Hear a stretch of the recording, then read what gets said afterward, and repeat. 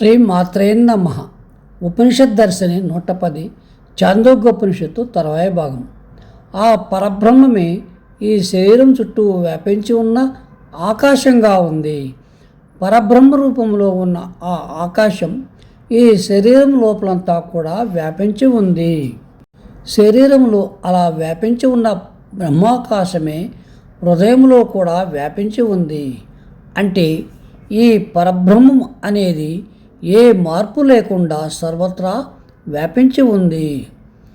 ఇక్కడ హృదయమని చెప్పబడే అవయవము మన రక్త ప్రసరణకు ఉపయోగపడే గుండె కాదు, మన నాడీ వ్యవస్థకు మూలాధారమైన ఆ మస్తిష్కము నందలి కేంద్రస్థానము.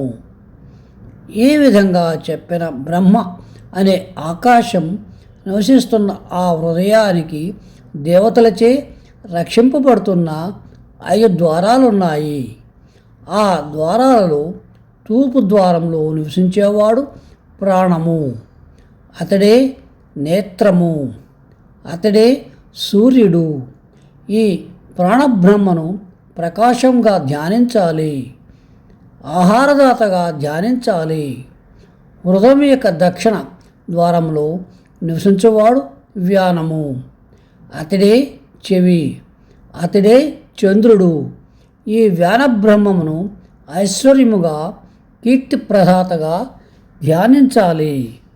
హృదయం యొక్క పశ్చిమ ద్వారంలో నివసించేవాడు అపానము, అతడే వాక్కు, ఈతడే అగ్ని.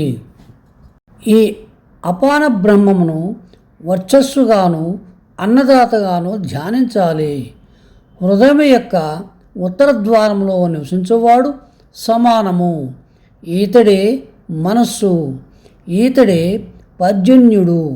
సమాన బ్రహ్మమును కీర్తిగాను అనుగ్రహముగాను ధ్యానించాలి.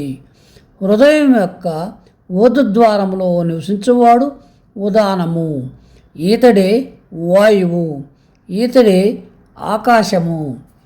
ఈ ఉదాన బ్రహ్మమును బలముగాను వినయముగాను ఉపాసించాలి. ఈ 5 బ్రహ్మపురుషులు స్వర్గములో ద్వారపాలకులు.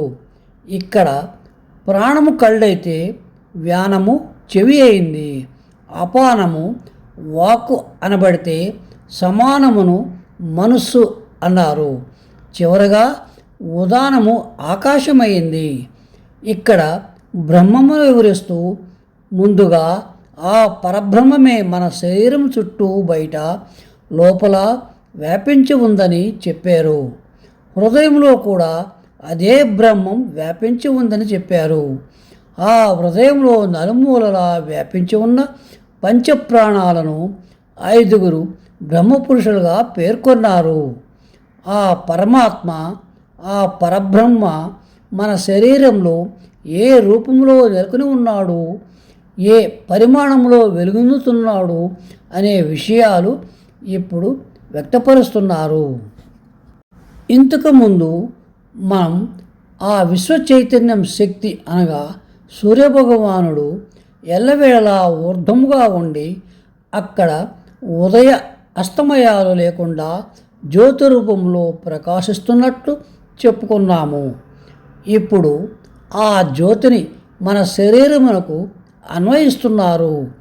ఏ బ్రహ్మము యొక్క దివ్య జ్యోతి స్వర్గానికన్నా పైన, అన్ని లోకాల కన్నా పైన ఉంటే ఈ విశాల విశ్వానికి పైన ఉత్తమ లోకాలను, ఉత్తమం కాని లోకాలను అంతటా ప్రకాశిస్తోందో అదే పరంజ్యోతి ఈ మానవ శరీరంలోనూ ప్రకాశిస్తుంది.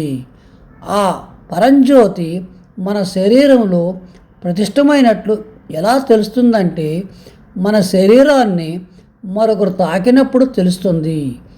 ఈ ప్రకాశం మన చెవులు మూసుకున్నప్పుడు కూడా లోపల ఒక మంచి నాదంలా వినపడుతోంది, లేదా అగ్ని జ్వలిస్తున్న శబ్దం అయినా వినపడుతోంది.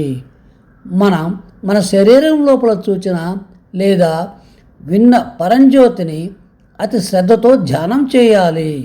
మనం ప్రతిదినం వింటున్నా, మననం చేస్తున్నా లేదా జపిస్తున్న గాయత్రి యొక్క యథార్థ స్వరూపాన్ని అంచెలంచెలుగా ఆ ఉపనిషత్ ద్రష్టలు మన అవగాహనలోనికి తేవడానికి ప్రయత్నిస్తున్నారు.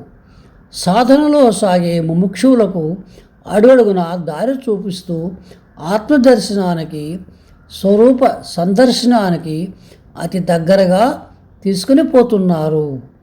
ఈ ప్రత్యక్ష సాధనా మార్గాన్ని అర్థం చేసుకుంటూ సాధనలో ముందుకు సాగేవారు నిజంగా ధన్యజీవులే.